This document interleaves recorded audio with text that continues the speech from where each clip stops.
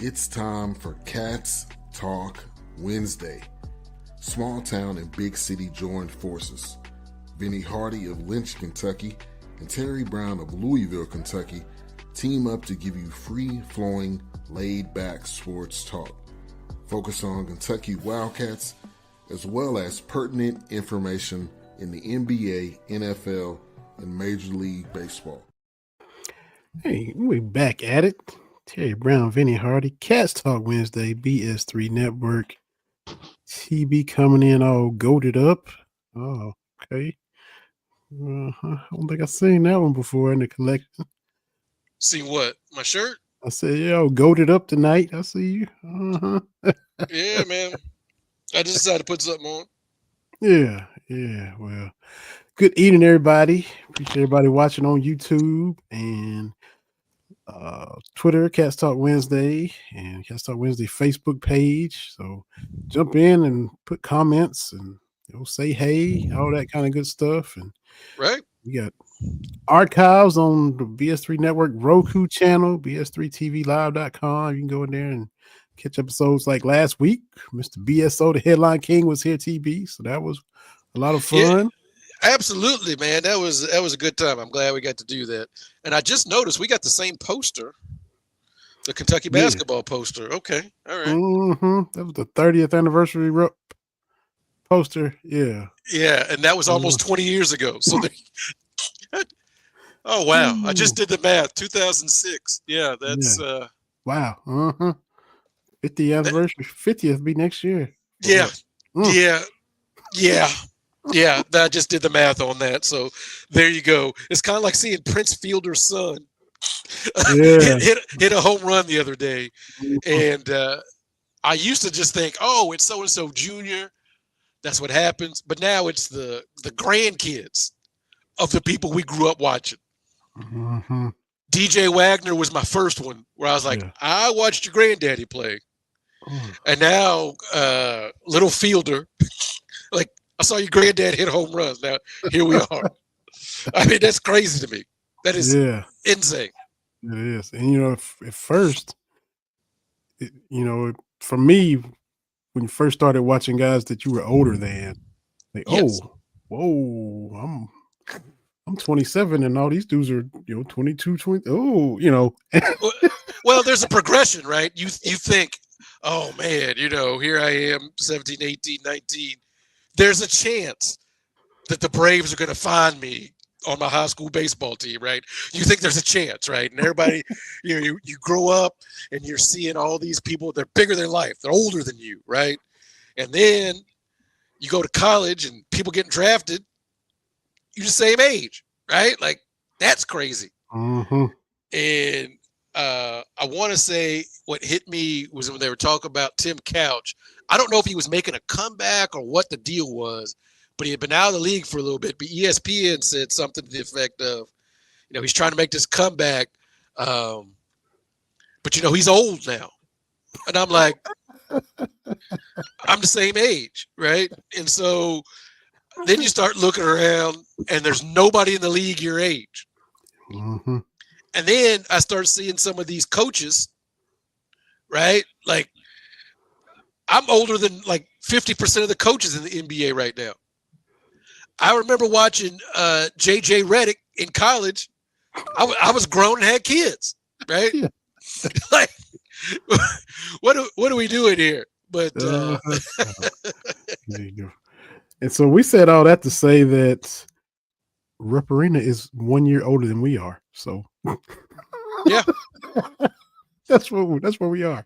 So, yeah. Well, my youngest figured that out, right? She is dead set. She's going to UK. Fine. That's great. I took her to the Louisville game. I'm giving her all this. She likes my vintage Kentucky stuff. It's just stuff I had when I was in school, right? And so I've given her these old T-shirts, not my bracket shirts, okay? Mm-hmm. The bracket shirts are for me. The shirt I share with you and Tony Delk, that 96 championship shirt, that's for me. Uh-huh. I like it because it's the old UK logo, the old Syracuse logo. old UMass logo and the old. It's like 2 or 3 logos ago for Mississippi State, so I'm holding on to that. And some of these other stuff I'm giving to her. I think I told you she was talking about Memorial Coliseum, and I said, "Well, it's historic Memorial Coliseum." She's like, "It wasn't historic, and you were there because it was new." And I'm like, "Well, wait a minute now. I'm not as old as Memorial Coliseum," but she did point out I am just about the same age as Rupp Arena. So, yeah. She doesn't miss anything, man. Nah, man, she keeps me humble. She slide nothing past. Heck no. Track season's still going good. Almost over. Where she had a race because all the rain in Louisville. We'll talk about that. Her track meet on Thursday got rained out, and so they ran it on Saturday morning. And I was like, that's crazy, because Derby Day is usually the day you ain't doing nothing around Louisville. Mm-hmm. Getting around Louisville is not fun on Saturday. And so, but she had her race. She's doing fantastic. She's working out. She sent me these pictures. She's getting bulges here. And I'm like, she sent me this thing where she's got abs now. And I'm like, what are you trying to do? You trying to, oh, what was the thing? You trying to be an American Gladiator? Like, what are you? I'm like, what are you training for? You know, but she's like, when someone bumps me, I want them to know I can bump them back. Whatever.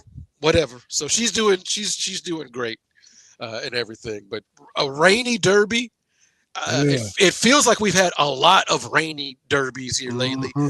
And that's what I was trying to tell my wife. It goes through cycles. I remember when we've had rain like we've had last few years, which is miserable. Mm-hmm. Rain is just because, once you get wet or once your feet get wet, you're wet. Yeah. But then there's a lot of mud coming through, a lot of mud on the track and everything like that. That's no fun if you got your nice shoes on. But then if you put a poncho on and the sun comes out a little bit, now you're baking in your own little greenhouse, right? Yeah. So rain, not a fan of. I remember we've had flurries for Derby Day. Ooh, okay. Mm-hmm. That was, God, I must have been in high school maybe. It was when I was like, golly, 40 degrees doesn't seem cold until you're sitting outside for, ever and ever. Mm-hmm. But there's that. I hate when it's hot. Like when it's just, because there's no shade if you're in the infield. Mm-hmm. That's another thing. I want to go to the Derby. I want to take the wife to the Derby, but the price point for my comfort is different. It ain't like when I was in school and a bunch of us came up from Lexington and we chilled on my parents, everybody sleeping bags, and we went to the Derby. I'm not built like that. One, I don't want to get to the track at 8:00 to get a good spot in the infield. Don't want to do that. That's a long day. Mm-hmm. You got to get there at 8, right? And the race isn't until 6. Mm-hmm. That's a long day. And if you don't plan out your partying, you're not gonna see nothing. You're not making it to the Derby. It's just that honest. But I can't do the infield. I need a seat that doesn't fold up. The way my back is and my hips and things, I can't sit in a folding chair all day. Mm-hmm. I need a restroom with running water. I'm too old for porta potties. I need something to cover me from the rain, something to cover me from the sun. And so the price point to do that is a little bit different than it was $20, $30 getting to the infield. Yeah. So, little bit different. That's my price point. There's a phenomenon, I forget what it's called. It's like once you experience something, you don't want to go back, right? Like once you sleep on these fancy sheets, not going back. Because right now, we got this house. We've been in it 3 years. We got fancy sheets, Pottery Barn sheets. Oh. We got some sheets that I was like, are we getting another bed for this? But they soft, they cool, they temperature. I don't get hot at night. And I'm like, I can't go back. I can't go back to regular sheets. Once you did, I can't do it. I can't go back, right? Like for me, I can't go general admission to any sporting event. Mm. It just don't hit my spirit wrong if I got to go in with regular people. I know it makes me sound bad, but I try not to do that. I'm spoiled, right? I'm used to different things. My comfort level is different. Mm-hmm. Plus, I'm getting close to 50, and you know, what am I saving comfort for, right? In your 20s, you stand up at a concert. In your 50s, you sit down and enjoy it. Well said. Hey, and Pottery Barn, if y'all like to sponsor the show, feel free. You or any other, business out there, we love to promote your product. We got a Pottery Barn bed and Pottery Barn sheets, and I was like, King Dawk, Queen 3 King podcast in here coming through. Got he with you on everything you just said about your comfort level. So hey, that's the thing. Like some stuff, like food, I'll go back to. Like I'm never gonna be too good for White Castle, right? I'm never gonna be too good for that. Mm-hmm. But I can't have them struggle meals like I had in college. Like I used to just make a whole big thing of rice, a plate full of rice with some sugar on it. Where's the nutrients in that? Sweet rice still good now. I mean, it's not nutritious, but it's good. Right. I gotta move sugar and butter and rice. Hey, come on now. I did that to my dad one time. He came up to visit when I was at UK, and he came in. I timed it just right. He came walking in. I said, "Come on in." I said, "Let me finish this plate of rice." He said, "I can't believe you sitting in here with this whole plate of rice trying to make me feel bad for you." So I timed that right. But yeah, and like convenience. Yeah, paying man. For it, yeah. Sure. Hey. Hey, I'll pay extra to get my stuff here a little bit sooner. Right? Yeah. Bite the bullet because you already know. Hey, right. I can get it, or I don't have to go to Walmart. I can just pop in here and pay $58 for eggs here instead of $45 at the grocery store, but I can get it quicker. Yeah. The convenience. Yeah, that's the thing. You have to pay for that kind of stuff. So that's where I am. I'm too young. I ain't too young for nothing.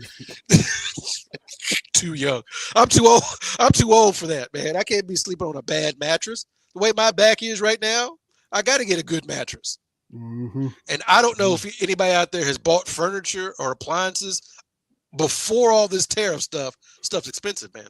Hey, the appliances, you know how it is. When one taps, they all tap. When the microwave said, then the fridge, then the stove, then they always like, oh, the microwave out? Oh, we out. So we had to, you had to get all the appliances. That's a choreographed takeout. They all throw deuce at the same time. And this is I'm ranting about stuff from 3 years ago. But they when we got this house, we had this house built. Dog paid $25 for bread if you ain't got to go to Walmart. Oh yeah. That's my thing. That's another thing about, for me, the Derby, the infield, that's too many people, right? Like I don't want to be shoulder to shoulder. I don't like that. It's like at the beach where there ain't nothing but umbrellas and towels, and you can't. I'm like, I don't like people that much. Yeah, no like space. I look back on them championships in 96, 98, just those pictures of them crowd of people, and I'm like, Lord have mercy. Why? What was I about? That's for young people. Why wasn't I in the press box? At them championship nights we out at Woodland and Euclid, all them people. I look at that now, and I'm like, oh, it's a mass of humanity. Yeah, because me and some of my buddies, I was in Lexington to watch the 2012 game. I had in my mind, we gonna win it. I'm gonna go down to campus. But then I'm like, well, campus is far. And then Channel 18 was like showing all the people. I'm like, nah, I don't want to be around that many people. Yeah, it's like Woodstock Jr. And young people. Mm-hmm. So. Yo, absolutely. Speaking of the Derby, Sovereignty ends up winning on the muddy track. Yeah. Journalism was the favorite, but Sovereignty was like, nope, it's going to be my race. So. My streak of picking a horse and watching them lead for 3/4 of the race and then fade back My streak has continued. Okay. I forgot the horse. Oh, it was the horse that was leading most of the way. I've got a knack for picking that horse, and I picked it. You know, I'm not betting anything. I don't bet money because But I told her she picked. I forgot who she. I think she might have picked Sovereignty or Journalism. But I picked my horse, and I'm like, oh, he's leading halfway through. Not gonna make it to the end. How you go from first place, 3/4 of the race, to 19th place to finish? Just fading out, boy. Like, yeah, I'm like, can't you, or giddy up? Can't you do something? Yeah. But again, I've only picked 2 Derby winners, and had nothing to do with how good I am at handicapping. One, Big Brown in 2005. Yes, right. Right. Mm-hmm. I had to pick Big Brown because as soon as they said, I think Big Brown won like the the Louisiana Derby or something. They're like, this horse is going to Derby. I'm like, well, I know what my $5 is going on. Mm-hmm. Yeah. But anyway, that was one, and the second one, first grade, 1984. We picked Derby winners out of the hat. I picked Swale. Swale won the Derby. Mm-hmm. Broke his leg. Did not even live to the Preakness. Yeah. So those are my 2, and my streak of I've picked horses that didn't even finish. I am no expert, but it's fun. I love the pop and circumstance. I talk about it all the time. I love the Derby. I don't get it because there's Kentuckians and even Louisvillians. I don't like the Derby. Blah blah blah. What's the big deal about the Derby? Okay. What is the big deal about the Derby?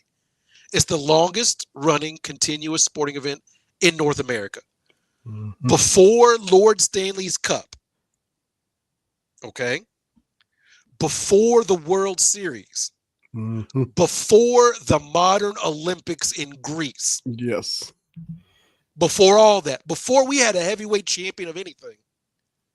The Derby was being run. Mm-hmm. So I get that's not your thing. Mm-hmm. And we got to talk about that too, because that debate never stops. Because they're skipping the Preakness. Yeah, I don't know. Scared money don't make money. Try to get this Triple Crown, man. Go ahead. Go ahead. We'll work that in too. We'll work that Triple Crown in. But yeah, go ahead. You was talking. I love the Derby because here's the thing. I see people. Oh, the Derby's not that big a deal. Do you know who Punxsutawney Phil is when it comes to Groundhog Day? If you know that, then there's nothing wrong with the Derby. Okay, right? Because in America, there's New York, LA, DC, Chicago, Miami. Am I missing something? Houston, Dallas, maybe, whatever. But every other city is just fighting to get noticed a little bit, right? Mm-hmm. New Orleans has Mardi Gras. Louisville's got the Derby. This was the most watched. Our man Mark Story talked about this is the most watched Derby since 1999. Ooh. So I get you don't care about it, but some people do. It's still a thing. It's still fantastic that for 2 minutes every year, the sports world and the world in general looks toward Louisville. Nope. Where you can have a Simone Biles do the call to, or the Riders Up. Mm-hmm. Like it's a thing. And as a Louisvillian, I take pride in my town being on TV. Center stage. Sure I take pride in that. I get not your thing. Okay. But that doesn't mean it's a bad thing. And as far as hometowns go, we got the Derby that everybody's heard of. Mm-hmm. And we got the Louisville Slugger. Yep. Which is more than most. More than most places. Mm-hmm. Yep. I've been to the museum. And the Derby, I'm not even a horse racing fan per se. I'm from Kentucky, but I didn't grow up in horse country. I grew up in coal country. Right. But I still tune into the Derby every year. Don't keep up with it. I'm not a daily racing forum guy, not a betting guy, none of that. But I'm gonna tune in and watch the Derby every single time. And it's, they kind of like they debate with the state tournament. They always think, because Kentucky's about the last state that has 16 regions. The region winners go play in the state tournament. They've been trying to change it back, and for a while where all the Louisville schools kept winning, the small schools can't win. We need to break it up into regions, and 6A, 5A, 4A, so on and so forth. Same thing now with the Derby, when the Derby winner doesn't go on to the Preakness. So you automatically know the Triple Crown is out for that year. They're skipping the Preakness, coming back for the Belmont. People argue that they need to spread it out. The Preakness shouldn't be 2 weeks after the Derby. The Belmont shouldn't be 3 weeks. They said lengthen the whole 5-week deal. Then you got the traditionalists that say, leave it the way it is, because look, Secretariat want it the way it is. All these other horses can win it, so you get that whole back and forth, just like people argue to change the state tournament or leave it the way it is. I'm kind of like you. If you win the Derby and your horse is healthy, hey, go on up to Baltimore and run in the Preakness. At least give it a shot. Yeah, if he's hurt and injured, and I'm not saying force him to run when he shouldn't be running, but I'm saying if he's good, go on up there. And I'm not for those that skip the Derby and show up for the Preakness fresh, just trying to hey, if you qualify for all of it, enter all of it, and compete in all of it is kind of where I'm at on it. But and that's where I am too. I think because you want to give yourself an opportunity. I think the Belmont people obviously want the Derby winner to run and win the Preakness, right? I know the Preakness people want the Derby winner, in the field. So it's a little disappointing when I saw that it was not going to run. But for the longest time, we didn't think we were going to see another winner, right? And then American Pharoah came. Which my youngest, that's who she pulled out of her hat in first grade or second grade, whatever grade that was. And so she's always going to remember American Pharoah as her horse. But so don't change it up, but give your horse opportunity. It's one of those things like with Saquon Barkley had an opportunity for the record, the Russian record. Go for it. That's if you got a chance to do something special against the Giants too. I mean, that's even more reason to go get it. Right. Then do that. But that's my 2 cents. I hate rainy derbies, but a good crowd. 147,000 plus. This Kentucky boy being away from home. I always get a little weepy during my old Kentucky home. I know that song has some baggage with it, but it is good to hear about my old Kentucky home. Had to have some far away. Had to have some lyrical alterations, right? Throughout history, yes, right. And so, but just seeing the pomp and circumstance, my old Kentucky home, and being Derby, watching on TV, there's just nothing like the swell of the crowd when the horses make that far turn. When that bugler, this is 30th year. The same dude. Yes. Right, yes. Same dude. So 30 straight years of him being right there, same spot. So it's it's stuff you just know is gonna happen. First Saturday of May, you just know it. It's gonna be there. Oh yeah. So good stuff for the Derby. Like I said, I just love to watch the NBC feed. They're just around Louisville, and they're at schools, and they're at different Derby parties, and it's not the same as it was when we grew up. But things change. It's still great to me. It's still the best time to be in Louisville. Everybody's nice because there's money coming in. The city is as clean as it's going to be. For the weeks leading up to Derby. And then my favorite pastime is starting about Thursday, you start seeing the private jets come in. And so you can drive by the airport in 65 and you can see them like double parking these jets. And then Sunday morning, you can sit there and just see them take back off. Rolling out. Heck yeah, it's a great time. Oh, Michelle has some White Castles for Derby Day. I love White Castle. You know, that's my whole thing. The closest White Castle to us is in Chicago. Actually, it's in Aurora. So when I was there, I did get some White Castles. But yeah, Derby, good stuff. Absolutely. And let me just say this, TB. You know that Big Blue Badness will be October something or other, 15th, 18th, 20th, something there, somewhere along in there, like it always is, you know, a couple weeks before the season, right?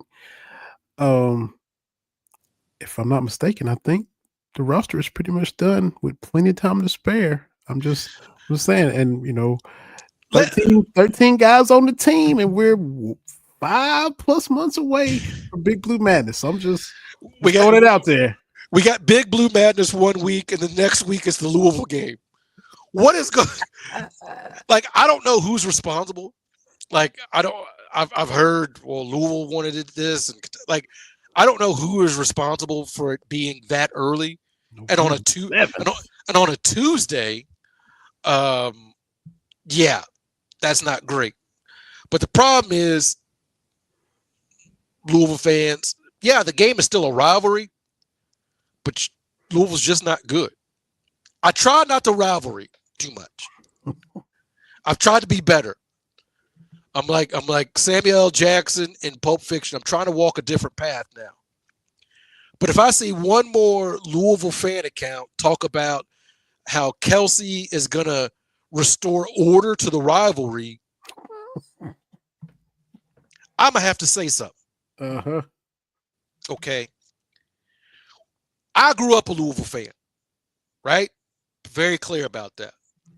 But even as a Louisville fan growing up, I don't remember this mythical time that Louisville was running roughshod over Kentucky.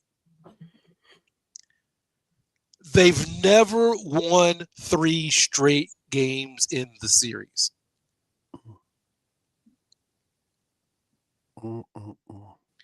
Since Y2K, we have had more presidential elections than Louisville victories over Kentucky in men's hoops. Goodness gracious. They average beating us once every 4 years. That's not a rivalry. That's an aberration. Mm-hmm. Their best stretch, I looked at it, they were 500 in the early 2000s. They went 5-5 over a 10-game stretch. Mm. That's as good as it's been. Man. And so I get it. You want to root on your team. You got Pat Kelsey. He beat a bunch of nobodies this year. Fantastic. You were number 2 seed in the ACC. An ACC that was so bad, they've changed the scheduling rules so it doesn't happen again. The way the ACC said, we are so terrible, the only way this works is if we don't play each other that much. At no point should you be in a Power 4 conference and go a calendar month and not have a quad 1 game. Mm. And play a ranked team or something. But not play a ranked team. Because that's what happened to Duke. That's what happened to Louisville. Everybody started hyping up North Carolina, and it was like, they haven't beat anybody. How do you, if you're in a league, right, a Power 4 league, how do you go a month of playing games, 12, 13 games, and not play a ranked team in your conference? Yeah, so anyway, Kelsey wins those games. Great. I'm happy for you. But now, because you've seen it, this is what happens every year. Kentucky wins the matchup. Well, if you'd have played us again, right? Yo. And then when we do play them again in 2012 and 2014, well, if we'd have bet for a third time, right? And that's my whole thing is when North Carolina beat Duke, Coach K's last game in the Final Four, and everybody was like, oh, a lot of people, oh, this is going to be forever. Carolina can always hope. No, man, that's not how sports rivalries work. The on-the-court matchups don't matter. The results don't matter. They're still going to talk trash. You can put out your rival in the Final Four. It won't stop. Yeah. They can be the defending national champions. You can beat them in the Sweet 16 after being down 21-9. Mm-hmm. And that it never stops. Yeah. Because I used to have a little bit of self-respect. Okay, Tennessee football beat us. I ain't gonna say nothing about Tennessee football. Yep. Right? Mm-hmm. This team beat us, but no, I enjoy hating from outside the club. Tennessee beat us in the tournament this year. Got boat race the next. I was right there with my jokey jokes talking about they've never been to a Final Four. And they were like, we beat you. And I was like, it don't matter when the trash talking comes around. If Tennessee basketball fans can stand there and make an argument that somehow the volunteer program is better than Kentucky program, then then I'm like, I'm free to hate. If you can be in that orange and start talking about how, well, Kentucky and Tennessee are even. Yeah. You've been to 8 Elite Eights. We've got 8 championships. Those things aren't equivalent. Mm-hmm. They just aren't. They just took down their NIT banners from a couple years ago for the men. Well, then, it's like, well, Kentucky fans bring up old stuff when they talk about Final Fours. 2015, my brother and sister in Christ, is not that long ago. Besides, even if we had to go back to 1930, that's better than 0. Mm-hmm. An old title is better than no titles. Mm-hmm. But people want to talk trash. So anyway, Louisville fans want to go back to this mythical time when Louisville men's basketball ran roughshod over Kentucky basketball. And I'm like, when is that? Mm-hmm. Well, Kelsey's going to restore order. Cool. All right. Louisville's had 2 Hall of Fame coaches. They won championships at Louisville. They went to Final Fours at Louisville. Mm-hmm. You know what they didn't do is beat Kentucky on a consistent basis. Sure didn't. So Kelsey may lead them to a Final Four. He may lead them to a championship. I would put money. He is not going to be above 500 against Kentucky. That's not the way this goes. No.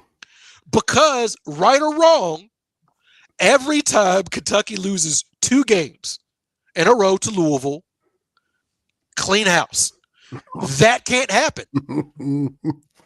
Right? Yep. Billy G lost twice on top of other things, right? Oh, yeah. Our response was, here's Coach Cal, here's John Wall, here's DeMarcus Cousins, and then we win, 10 of the next 11, right? That's the response. So if it gets a situation where in November, and that still sounds weird, if November Louisville wins, that'll suck, but it happens, okay? Next year, if Louisville wins, Mark Pope, we got to have a conversation, buddy, because we don't lose to Louisville 3 times in a row. Mm-hmm. Y'all lose to us all the time. Yep. And I know Louisville fans, look, I'm not as harsh as some Kentucky fans. I get it. I got Louisville fans, friends, and family. Mm-hmm. But when Kentucky and Louisville play men's basketball, when Kentucky wins, it's ho-hum. Yep. That's the expectation. When Louisville wins, that's man biting dog versus dog biting man. Mm-hmm. So I don't know, but they're gonna bring balance back to this. What are you talking about? What are you talking about? I don't get it. Yeah, I don't. Yeah, it's they keep saying it, hoping it'll happen. They keep trying to speak into existence, or They try to make fetch happen, and it's not happening. Yeah. And look, I Mhm. because this is what happens, right? This is another reason why I don't mind hating from outside the club. Opposing fans never stay on point, Oh yeah, right? When you tell Tennessee fans, because they like to bring up nobody's beat Kentucky men's basketball more than Tennessee. True, the whole story is ain't nobody beat anybody like Kentucky has beat Tennessee men's basketball. Mm-hmm. Again, we've had just as many Thanksgivings as Kentucky victories over Tennessee. That's a lot. That's a lot. Absolutely. But they won't stop. They'll bring up. You tell Tennessee fans, "Hey, Kentucky's beating you." What do? Well, in football, that ain't what we're talking about. Mm-hmm. I'm conceding that Tennessee at football, y'all got like that. Tennessee baseball, okay, you got it like that. Your women's basketball program, you got it like that. That's not what we're talking about. The same way with Louisville fans. Well, you got Mark Stoops. Be that as it may, that's not what we're talking about. And still, there isn't a sports program that Louisville has an all-time advantage in wins. Not one. And people are like, well, you can't count the 1920s. They still count. They're still in record books. They still count. Mm-hmm. So there isn't anything. Baseball, track, you name it, head-to-head, Kentucky's dominated. Yep. But I had to get off that. I'm trying not to get pulled back into the rivalry. I'm trying to be a better man. But, yeah, he's going to bring balance back to it. Because, and I'm going to wrap this up, this is what happens when it comes to Louisville. Or basketball teams. You got two teams playing, right? A good indicator of who's better is if you've got the two teams and it's like a pickup game. You got all these players to pull from. And the problem is when Kentucky plays Louisville may have one guy that gets picked, one or two. And then like the next 4 or 5 guys are all Kentucky guys, right? Not saying that Louisville can't win. I'm just saying it's easy because Kentucky generally, historically, has had more talent. Yep. How do I know that? Is because starting with Denny Crum and going to Pitino and even a little bit of the guy that was from Xavier, Chris Mack. And I will say this about Pat Kelsey. This past game was probably the first time that the basketball game was actually a basketball game. Louisville wasn't slowing it down and clutching and grabbing. Mm-hmm. Take it whooping like a man and all that. Stop all that clutching and grabbing. But that's what you have to do when you don't have the talent. Mm-hmm. And like even when Pitino was there, he wasn't recruiting the same people. Right. He wasn't recruiting the same guys as Kentucky. He was, he was at a different table. Right. Even when he was there. Right. And Pitino was Pitino. And he's probably the best X's and O's coach, at least of our generation. But he still wasn't getting those top dudes there. And talent-wise, like Denny had, Pitino never had any Denny type talent. He didn't have any Griffith and McCray and none of those guys. Pitino never had that, No. Like even Milt Wagner and like DeJuan Wheat and all those, even the end of Denny, it was still it still had some NBA guys, but under Pitino, would you have Earl Clark, Terrence Williams, who got involved in that scam thing. But who else? Garcia had a cup of tea with my Rockets. He did. There's a few others. I think Terry Rozier. Montrez. Yeah. Rozier's. Siva didn't go. He didn't. No, I don't think he got it. Neither did Russ Dickulus. Right. Yeah. So, Yeah, that's But they're gonna bring balance back because they're gonna pretend that something happened that never happened. yeah, exactly. Exactly. Just say, I want my team to win. Okay, excellent. Good for you. Good for you. We're gonna take it back to the way it was. Because again, I would not, as a Kentucky fan, because Florida, what do we beat Florida in football? Is it like 3 out of the last 6, something like that? Whatever it is. Yeah. And we talk about, we're gonna take it back to the way it used to be. No, we didn't beat them like. What are you talking about? Exactly. Yeah. I mean, come on now. That's how silly it sounds when you put it like that. Be honest about it. Just say, I want my team to win. I think they'll win this year. Okay, great. Mm-hmm. Well, we're going to take it back to when the Cardinals had the Cats numbers. When was this? Mm-hmm. Yo. And it does suck that they did not play until 83. They went 59 to 83 because both teams had really, really good teams. Both programs had really good teams mid to late 70s, early 80s. Yep. Right? Mm-hmm. The 78 champs and the 80 champs, those teams should have played at some point. Yeah. Yep. And that's my 2 cents on that. But I'm talking about the games that were actually played. When did Louisville dominate? That's all I'm asking. You tell me when.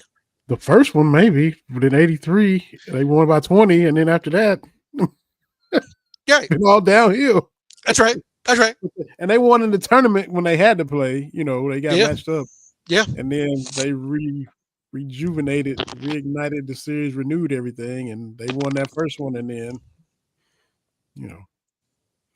we know the rest of the story, as Paul Harvey used to say. There you go. Now you know the rest of the story. That guy was great. Anyway, what else we got to cover tonight? Man, since I've been ranting all over the place today. We got to, of course, the NBA playoffs. I'm blaming my Red Bull. Got me wired. So let me switch to something else here. Change my Gatorade. Got the playoffs. We got both of our teams were just out in the first round, so we weren't there that long. I've seen this same movie before with my Rockets and the Warriors. It's like me saying, yeah, we gonna handle Golden State like we used to. And they've owned us every playoff series. I mean, you go far back as you want to go. Yeah. So we gonna get it back the way it was. Like, no, we didn't. And I was hopeful, but we know how it is.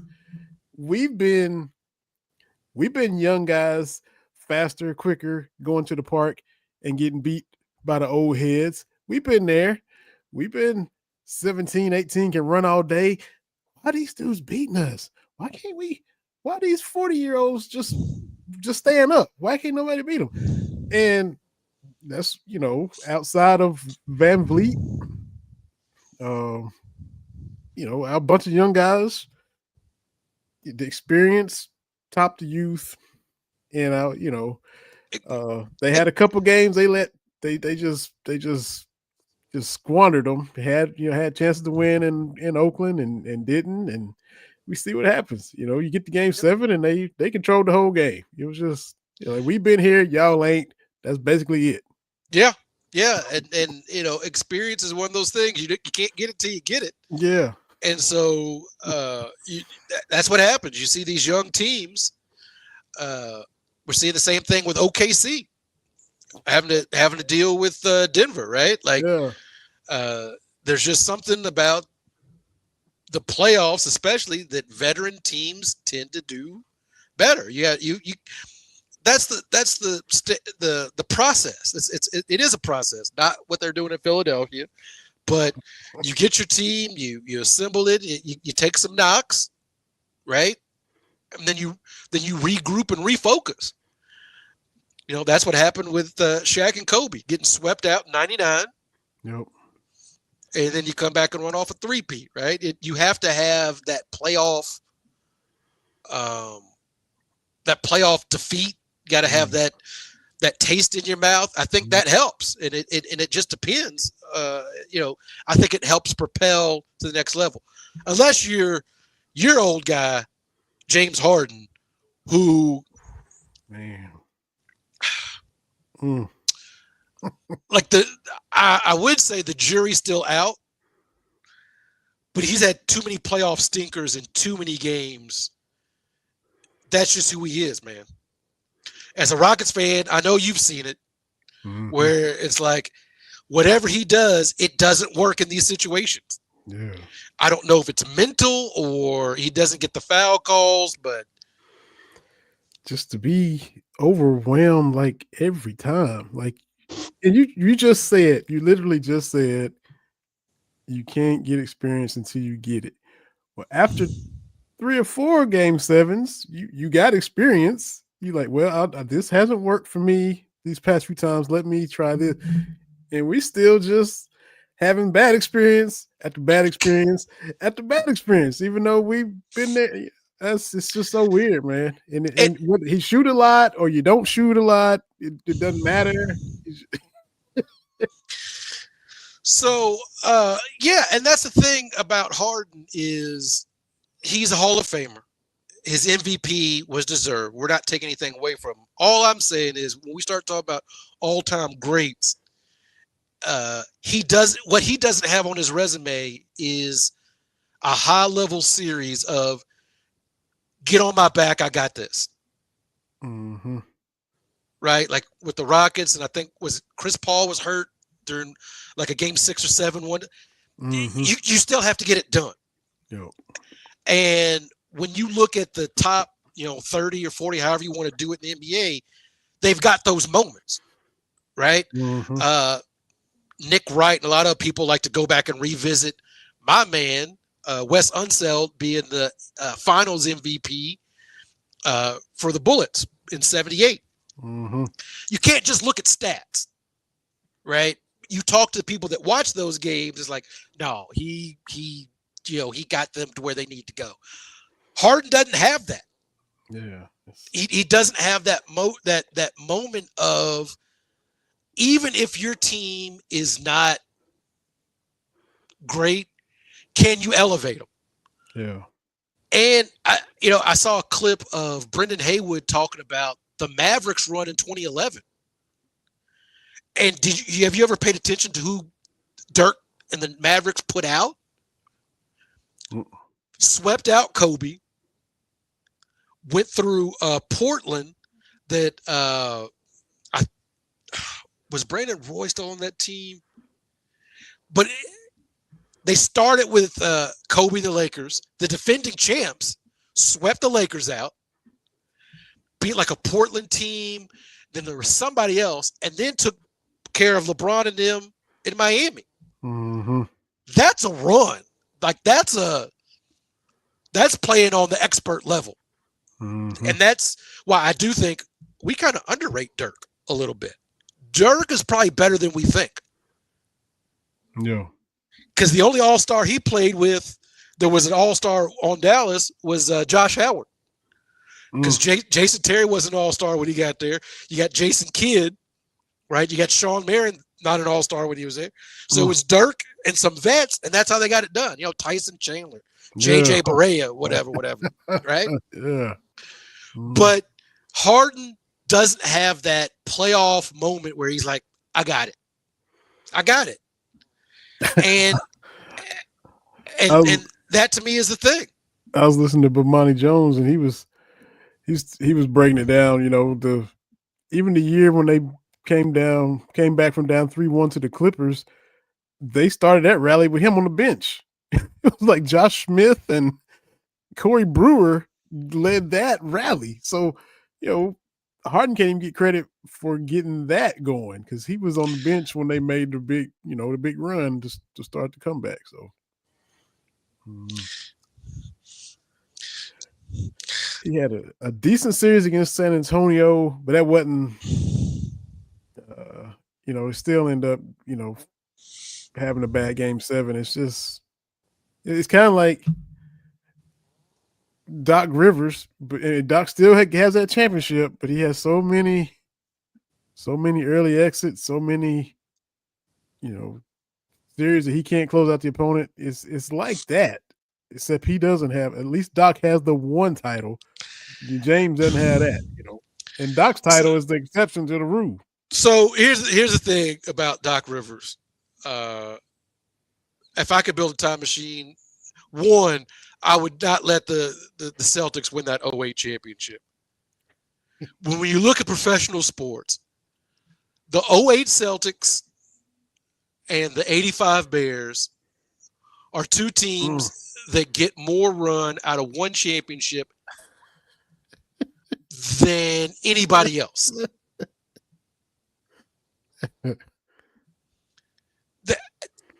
Because when you hear them talk, KG and Pierce and even Doc talks like they won 3 or 4 titles with that team, and they did not. Right? Like, you have to be clear. Like, no, just the one. But when you listen to him talk about championship culture, you just won the one. And on the flip side, your Rockets, nobody cares they went back to back. Yeah. And nobody got Hakeem on a podcast talking about what it takes to go back to back. We have memory hold that, and we let Paul Pierce, who I wish we heard less of, talk about how this person's not good, and he's still hating on LeBron. And look, basketball discourse is just broken. It just is. All the old heads covering the NBA love to say how much this era sucks and the 90s was the best. Well, then why are you here watching? Right? Like, if your job is to talk about the NBA, and I'm looking at Shaq, you should know who the coach of the Detroit Pistons are.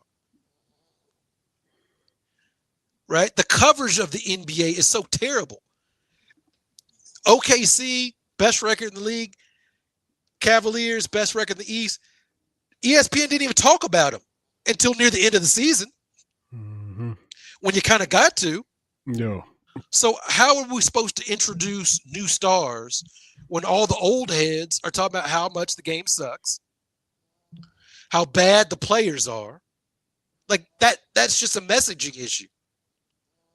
And don't get me started on the WNBA. I'm fed up with that. I got my WNBA. I got my season pass. I'm going to watch it. But the coverage around the WNBA is dumb too. Like, why can't we focus on the product on the court? Why we got to pull all this into it? And they keep talking about Caitlin like she's Beetlejuice. She can't say her name too loud. Like, my only thing to the WNBA, the legacy media, do y'all know we can see the numbers? Like, do y'all know that? I had a tweet. I'm at 4,000 likes right now because I just quote tweeted somebody's like, Caitlin Clark's preseason game against Brazil outdrew game 1 of the WNBA finals this past September. Okay. Of the WNBA final. A preseason game outdrew the championship round. And you get a lot of people like, oh, you're just popping up Caitlin Clark. Vinny, if I told you that the Hall of Fame game in August outdrew a divisional game in the NFL playoffs, you'd say, wait, what? Yeah.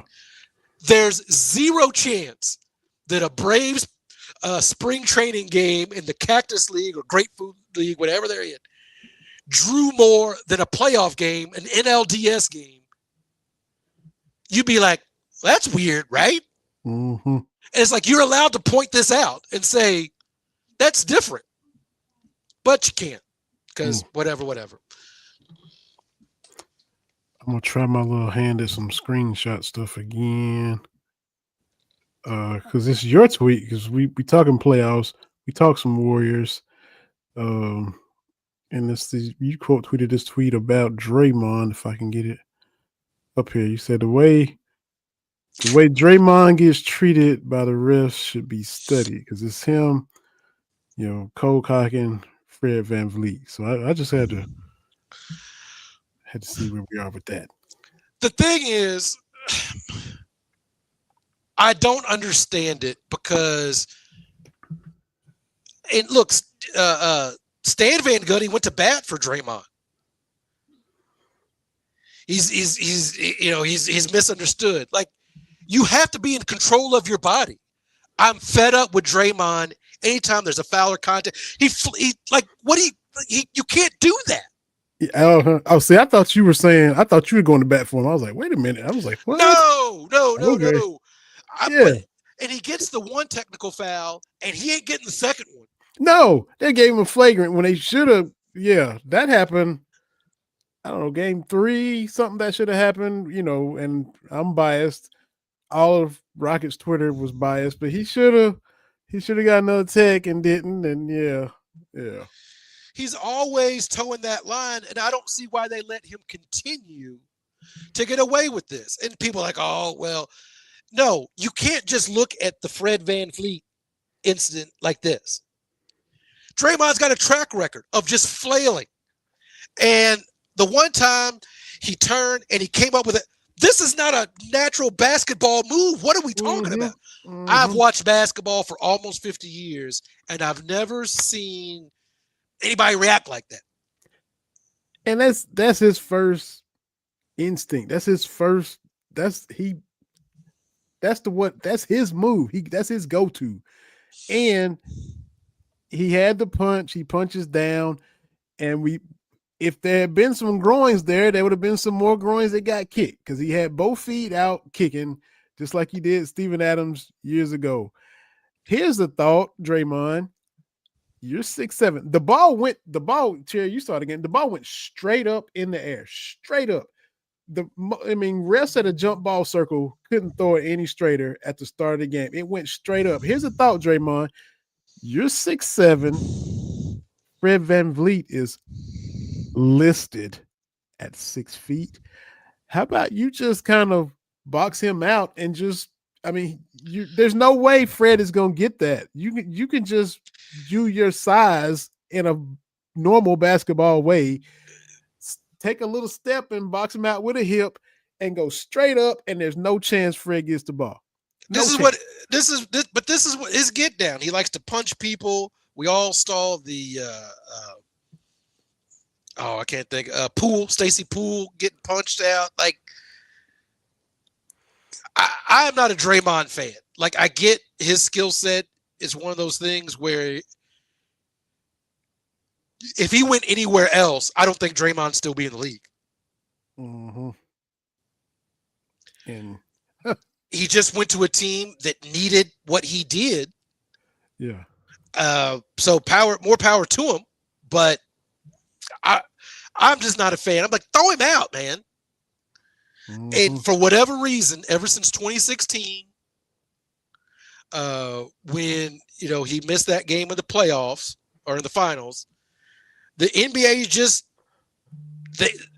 they coddle him. I don't get it. But no, I was not defending Draymond Green. That's why I put this. Dude, I said, we got to talk about this because I got to see which way Terry's going. I'm like, Terry saying we should study it because he was like saying that because the person you quote tweeted was like, they're like, come on. It's like they were trying to defend him because they was like, LOL or whatever. Because he should have been like, you are responsible for your body.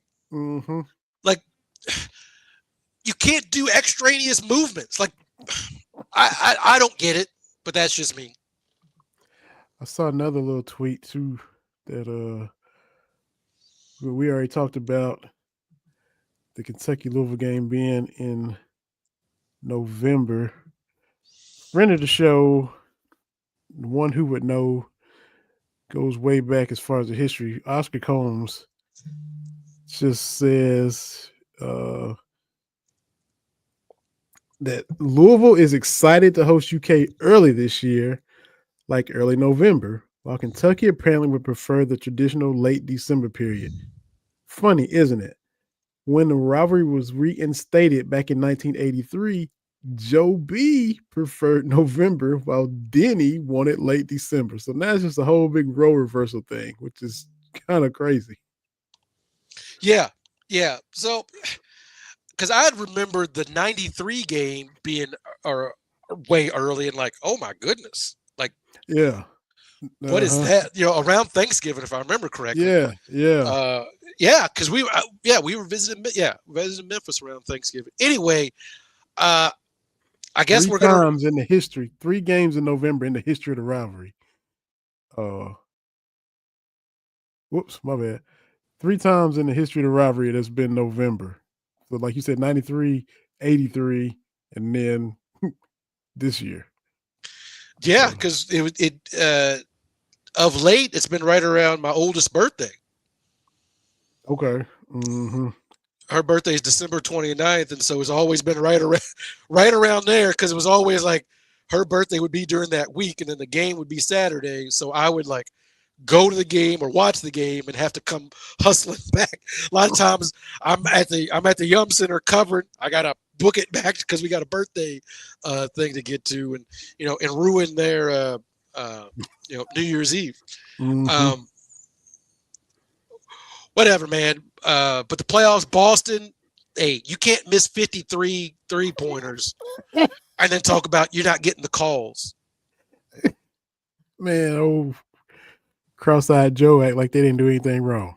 We were getting good looks, and just 5 or 10. Maybe we shouldn't have. Don't go to the rim or something. Maybe at some point you got to put the ball on the deck and go get it. Like, that's still a skill that you need on the basketball team. Is somebody has got to get the ball in the paint at some point. Yeah. So you had the Knicks come back, and still that game you had Indy steal 2 from Cleveland. Hey, Tyrese Halliburton, he saw y'all call him undefeated, and he's been lights out, overrated, and he's been showing ever since. I am not fully on the Pacers bandwagon, but I kind of like what Halliburton's doing. Yeah, which is crazy because he's an Iowa State guy doing this. Don't want to give Iowa State any credit, but he's playing phenomenally well. And you got Caitlin in the WNBA for Iowa, right? And then Cooper DeJean got a pick 6 in the Super Bowl. Like, everything's coming up Iowa, baby. Yeah. And your boy Purdy out there. So, yeah. Purdy and Kittle. Like, what is going on? What is going on? Kittle got a new contract, right? Yeah. And the problem with Kittle is he's going to have – I think he's trending toward a Hall of Fame career. Just because he's going to have comparable receiving numbers, but his completeness, the people that know. And so, because the wife and I were talking about that, because after I saw Jerry go into the Hall of Fame, I was like, I don't know if there's anybody else I would want to see go in. Right? I don't have another guy that I'm like, I'll go. Because I never really wanted to go to Cooperstown. I mean, it is what it is, or Springfield for the Basketball Hall of Fame. But the NFL Hall of Fame is really, really nice. And I was like, I don't know if there's anybody else I want to go see get inducted. But Kittle has reached that plateau. Well, I told you he's almost family. Yeah, that's right. Yeah, his grandfather and my wife's grandfather played football together at Iowa Wesleyan.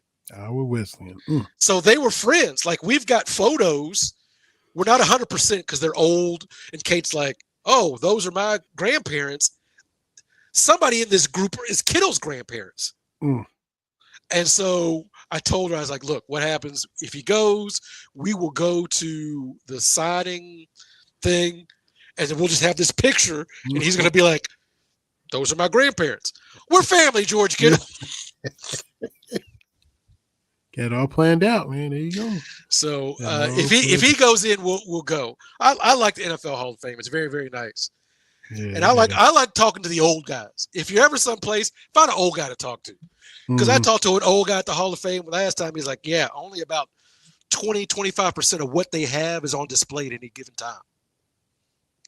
He was like, he was like, the back room is the stuff, right? Like they've got all this stuff, but limited space. And basically, if your team hasn't won a Super Bowl, not a lot of stuff on display. So for Cleveland Browns, they got Otto Graham jersey and of course Jim Brown, and that's it. On to the next. Yeah. But if your team has won some Super Bowls, you're up there. But yeah, what about Buffalo? What about Buffalo? I think now Buffalo, the 4 straight losing, that had a little section. There was just so much to see. And the problem is, if it was convenient, I would go just on a regular day.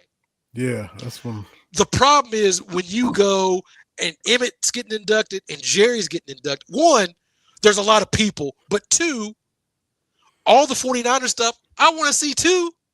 I want to see the gloves Jerry Rice caught touchdown 200 or whatever. Like, I want to see that too. Yeah. I want to see the 49ers display, just like I would assume you'd want to see the Cowboys stuff. Absolutely. But it's nothing but a bunch of y'all's fans there. So it's like, keep it moving.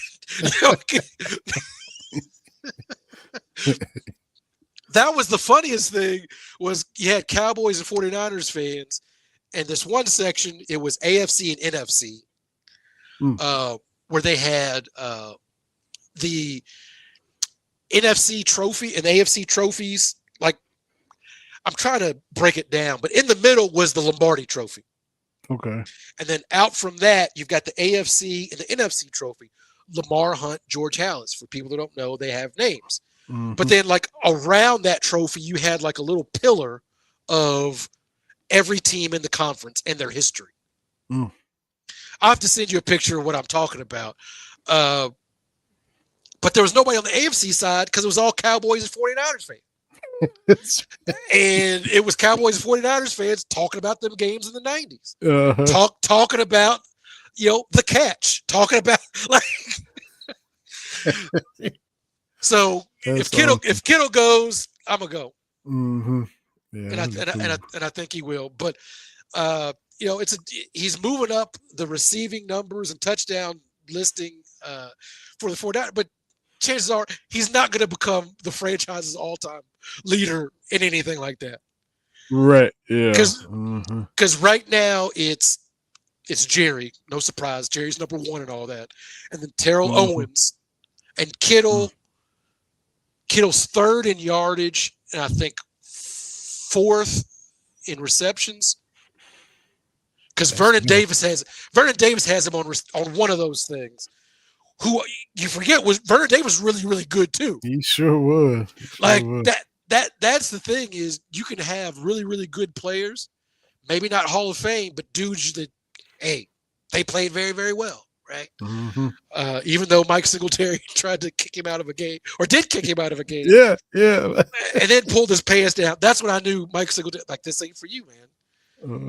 That high school coaching stuff works on high school kids, but you can't be pulling down your pants in an NFL locker room talking about, y'all got to respect me. I was like, as soon as I saw that tidbit, I was like, yeah, that ain't going to work. Yeah, boy. I want winners here.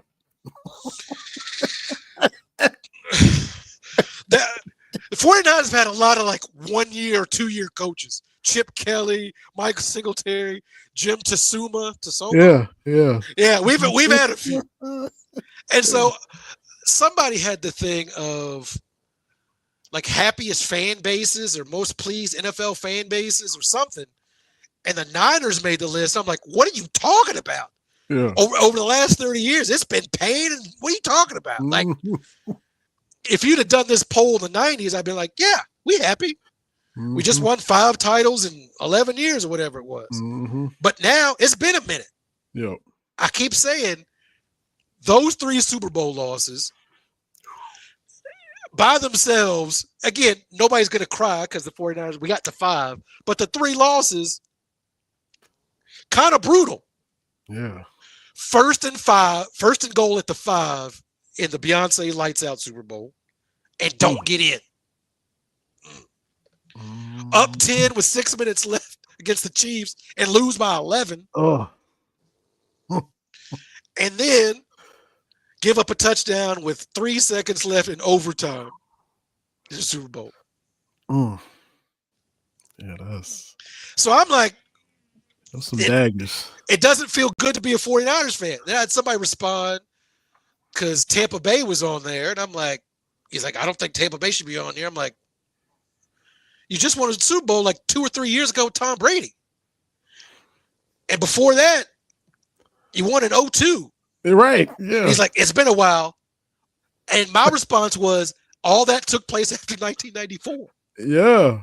Like, what are you talking about? Like, you've got 2 championships more recent than we got. In this century. Right. Right. I take one in this century. It's been a while for, yeah. Been a while for both of us. Sure have. Been a while. Going back to junior, senior year in high school, that's how long it's been.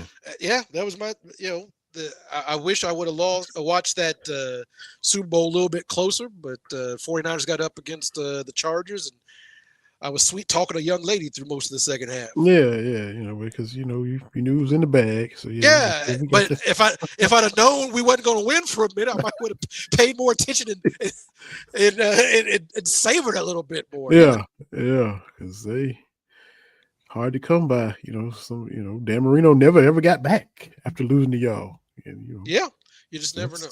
Mm-hmm. That's it. Well, man, we had fun hitting the topics and backtracking on stuff we missed, and kind of that slow time as far as Kentucky goes.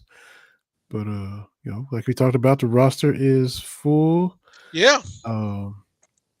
Volleyball will be kicking up soon. Baseball and softball, like you say, sometimes you just have a season. Both of them are having a season, so it's kind of like that for them. But we got these playoffs still. Get the Celtics out of here. I think then we can enjoy the rest of the playoffs, you and I, without any. I love hating from outside the club. Yeah. So just get Boston out of there. Hate, baby. And I know how you feel about the Knicks, but if New York were to knock Boston out, I'm sure you could get with that, right? I got no problem with the Knicks. I got the problem with this thing of the NBA's better when the Knicks are good. And I'm like, how do we know? I'm almost 50 years old, and I've never lived in a world where the Knicks have won a championship. No. How do we know that everything's better when the Knicks are good? When they win championship? I think things were good when the Rockets won. I know things are good when the Lakers won, but we don't know. Yeah, that's true. It's just something that's a cliche thing that just gets tossed around and people latch onto it. Well, yeah, and then Jay Williams from Duke talking about Jalen Brunson is the best player in Knicks history. And I'm like, what are you talking about? You like Clyde Frazier still sitting over there calling games. Clyde Frazier in a game 7, I can't remember if it was 70 or 73, went for 39 and 17 in a game 7. Yes. What do you like? Whatever, man. Like we have to make these takes and all that kind of stuff. But at any rate, yes. Enjoyed it. Enjoyed everybody get in the comments. Michelle, King Dog, King Podcast. Appreciate all the interaction. Be back next week with Sierra Newton from BBN Tonight. And who knows what else. Might have somebody else between now and then, but y'all know how we do. But appreciate everybody tuning in and yes, sir. Check us out. PS3 Network. Appreciate them letting us come to y'all each and every week. For TV 80 Goated Up J. Rice Brown. This is Vinny Hardy. Another episode of Cats Talk Wednesday. And we'll holler at y'all next Wednesday.